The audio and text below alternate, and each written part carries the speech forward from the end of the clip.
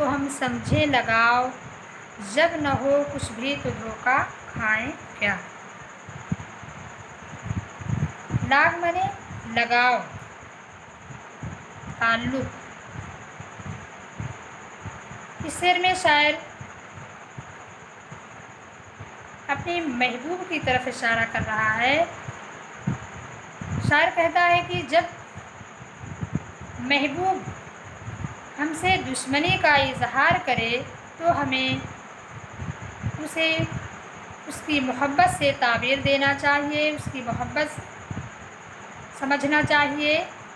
और वो अगर हमसे दोस्ती और दुश्मनी दोनों का इजहार ना करे तो हम इस फरेब में क्यों धोखा खाएं।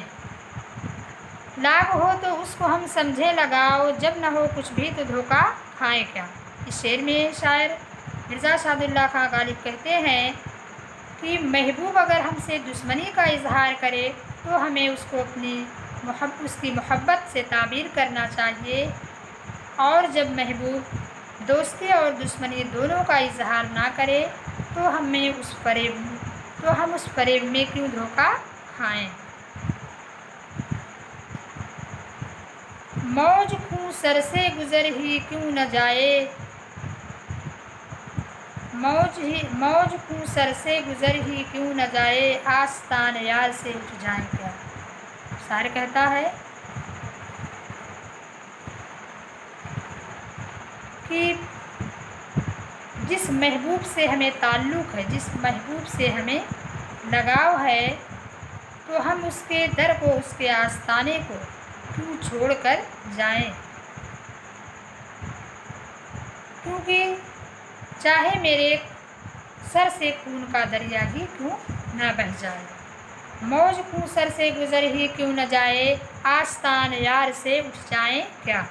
मौज माने लहर, खून माने खून यानी खून की लहर, आस्तान माने जगह, चौखट, यार माने महबूब। इस शेर में शायर मिर्ज़ा सादुल्लाह खां गालिब कहते हैं कि जिस महबूब से हमें ताल्लुक़ है, लगाव है, हम उसके आस्ताने को, उसके चौखट से क्यों उठ कर जाएं, क्यों छोड़ कर जाएं।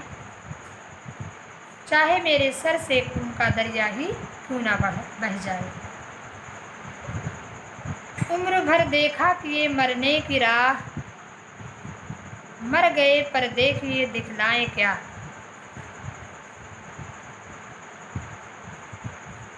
शेर में शायर कहता है कि हमने ज़िंदगी भर परेशानियां उठाई, तकलीफ़ें बर्दाश्त की, इससे बेहतर अब हमें मरने की राह दिखाई देती है। और मरने के बाद ना जाने खुदा मेरे साथ क्या सलूक करेगा, हमें खुशी मिलेगी या फिर गमों से ही वास्ता होगा। उम्र भर देखा कि मरने की राह, मर गए पर देखिए दिखलाएं क्या। इस शेर में शायर मिर्ज़ा सादुल्लाह खां गालिब कहते हैं कि हमने ज़िंदगी भर मुशक्क़तें उठाई, परेशानियां उठाई, और अब हमें मरने की राह इससे बेहतर दिखाई देती है। और मरने के बाद खुदा ना जाने मेरे साथ क्या सलूक करेगा, हमें खुशी मिलेगी या फिर गमों से ही वास्ता होगा। पूछते हैं वो कि गालिब कौन है, कोई बतलाओ कि हम बतलाएं क्या। इस शेर में शायर मिर्ज़ा सादुल्लाह खां गालिब कहते हैं, खुद से मुखातब होकर कहते हैं कि मेरा महबूब, खुद से मुखातब होकर कहते हैं कि ऐ गालिब, मेरा महबूब, मेरा आसना मुझसे पूछता है, मुझी से पूछता है कि गालिब कौन है। अब हमें कोई ये बताए कि हम उस सवाल का क्या जवाब दें। पूछते हैं वो कि गालिब कौन है, कोई बतलाओ कि हम बतलाएं क्या। इस शेर में शायर मिर्ज़ा सादुल्लाह खां गालिब खुद से मुखातब होकर कहते हैं कि ऐ गालिब, मेरा महबूब, मेरा आसना मुझी से पूछता है कि गालिब कौन है? वो मुझे जानते हुए पहचानते हुए भी मुझसे पूछता है कि गालिब कौन है। अब हमें कोई बतलाए कि हम इस सवाल का जवाब क्या दें। अब देखिए बच्चों, हम मिर्ज़ा शादुल्लाह खां गालिब की गज़ल की दूसरी तशरीह आपको बताएंगे।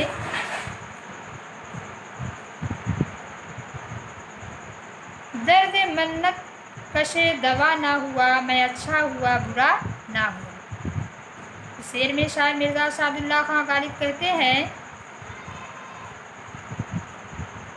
कि मैं इश्क के मर्ज़ में मुब्तला हो गया हूँ, ये अच्छी बात है, लेकिन इस मर्ज़ से निजात पाने के लिए महबूब का सहारा लेना हमें मुनासिब नहीं है। दर्द मन्नत कश दवा ना हुआ, मैं अच्छा हुआ बुरा ना हुआ। इस शेर में शायर मिर्ज़ा शादुल्लाह खां गालिब कहते हैं कि मैं इश्क की बीमारी में मुब्तला हो गया हूँ, ये अच्छी बात है, लेकिन इस मर्ज़ से निजात पाने के लिए महबूब का सहारा लेना मैं मुनासिब नहीं समझता। जमा करते हो क्यों रकीबों को, एक तमाशा हुआ गिला ना हुआ।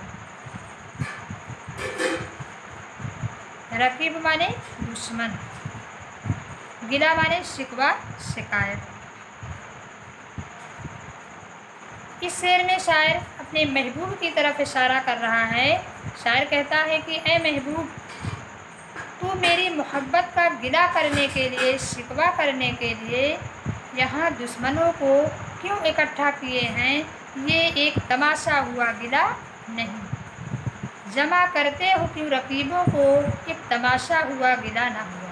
इस शेर में शायर गालिब कहते हैं कि ए महबूब, मेरी मोहब्बत का गिला करने के लिए, शिकवा करने के लिए यहाँ रकीबों को क्यों इकट्ठा किए हैं? यह एक तमाशा हुआ गिला नहीं। हम कहाँ किस्मत आजमाने जाएं, तू ही जब खंजर आजमा ना हुआ। इस शेर में शायर गालिब कहते हैं कि ए महबूब, जब तू ही मुझ पर मेहरबान नहीं हुआ तो हम अपनी किस्मत को आजमाने किस जगह और किस दर पर जाएं। हम कहाँ किस्मत आजमाने जाएं, तू ही जब खंजर आजमा ना हुआ। इस शेर में शायर गालिब कहते हैं कि ए महबूब, जब तू ही मुझ पर मेहरबान नहीं हुआ, जब तेरा ही मुझ पर रहम व करम नहीं हुआ, तो हम अपनी किस्मत को किस जगह और किस दर पर आजमाने जाएं।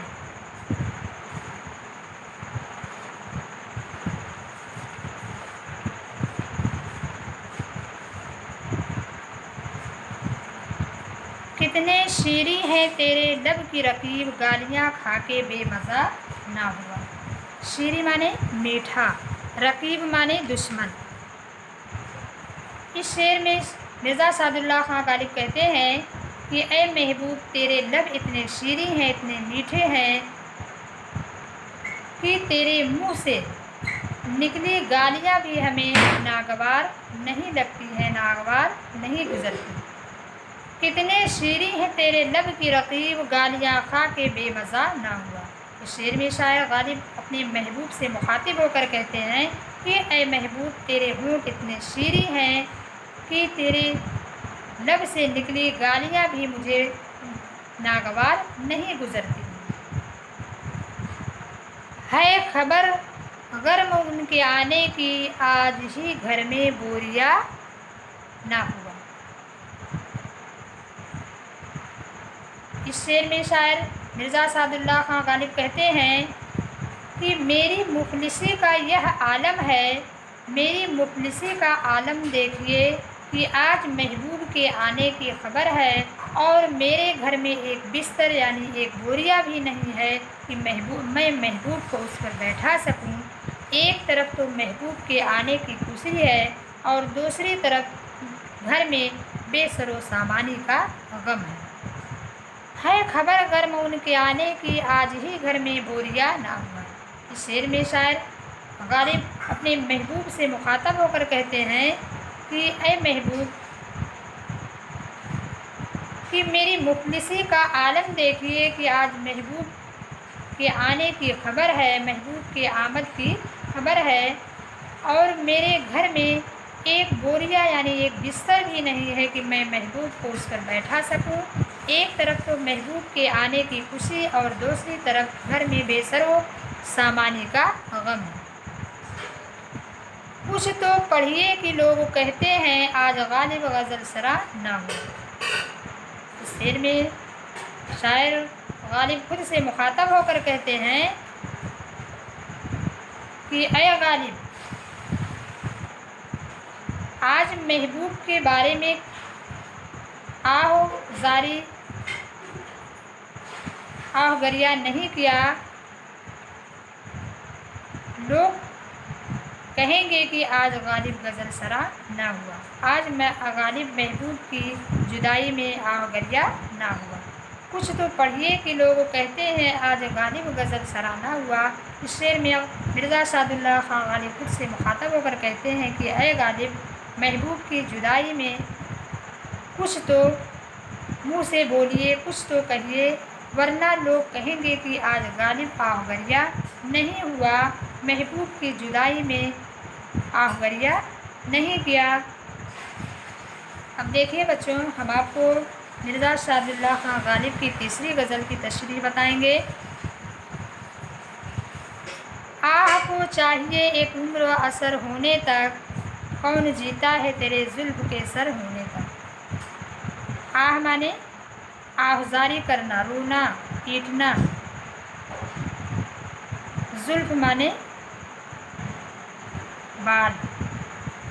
اس شعر میں شاعر مرزا سعد اللہ خان غالب کہتے ہیں کہ آہ کو اثر کرنے کے لیے کچھ عمر چاہیے، اس کے لیے کچھ وقت درکار ہوتا ہے،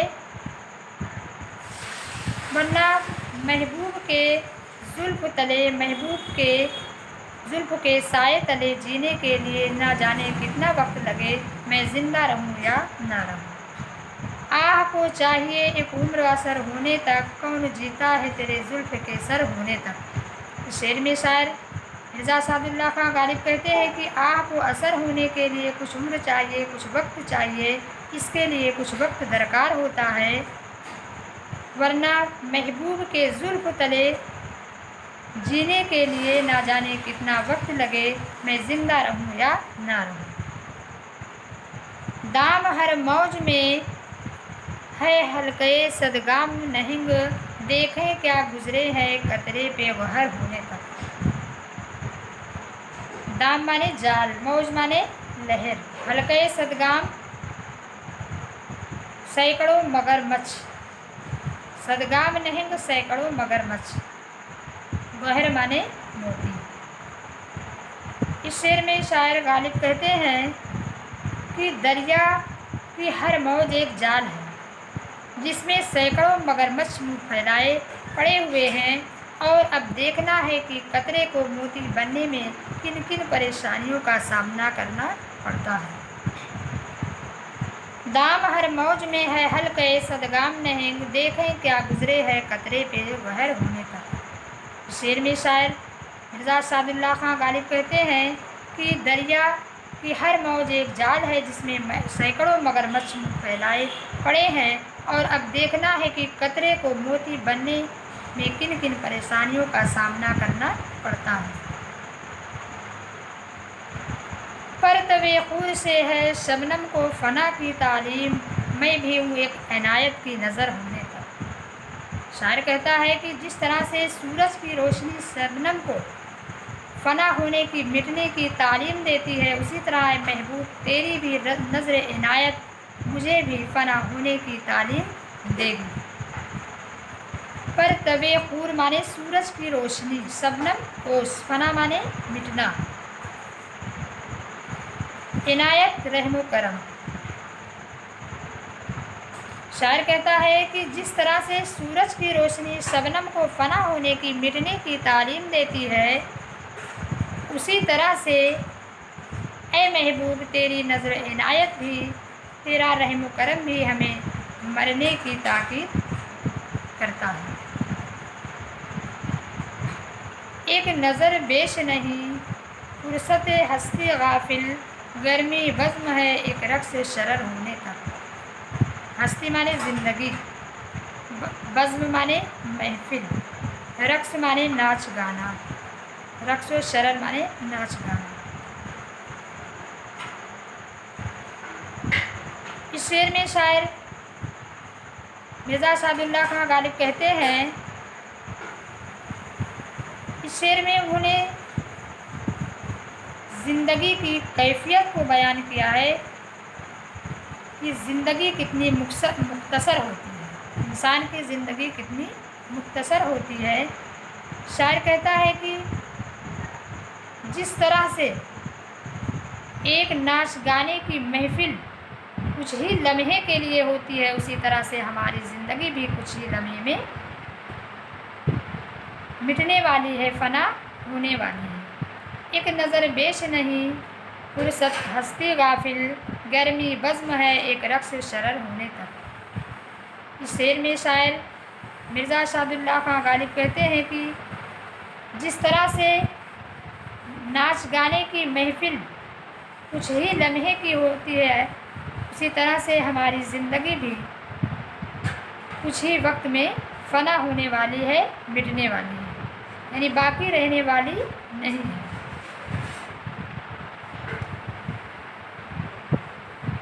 غم ہستی کا اسد کس سے ہو جس مرغ علاج، شمع ہر رنگ میں جلتی ہے سحر ہونے تک۔ غم ہستی زندگی کا غم، جس مرغ مانے موت،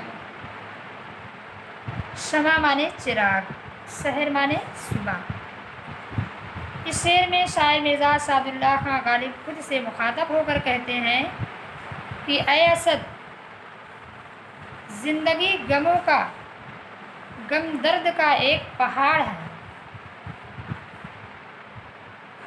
جس کا علاج موت کے سوا اور نہیں ہے، موت بھی اپنے وقت پر آئے گی۔ جس طرح سے شمع ہر حادثات کا مقابلہ کرتے ہوئے، جس طرح سے شمع رات بھر ہر رنگ میں جلتی ہے، اسی طرح سے انسان بھی ہر حادثات کا مقابلہ کرتے ہوئے زندگی جینے کی خواہش رکھتا ہے، تمنا رکھتا ہے۔ غم ہستی کا اسد کس سے ہو جس مرغ علاج، شمع ہر رنگ میں جلتی ہے سحر ہونے تک۔ شاعر کہتا ہے کہ زندگی غموں کا پہاڑ ہے، غموں کا درد ہے، موت کے سوا اس کا کوئی علاج نہیں ہے۔ جس طرح سے شمع ہر رنگ میں صبح تک جلتی ہے، اسی طرح سے انسان بھی ہر حادثات کا مقابلہ کرتے ہوئے ہی جینے کی خواہش رکھتا ہے، جینے کی تمنا کرتا ہے۔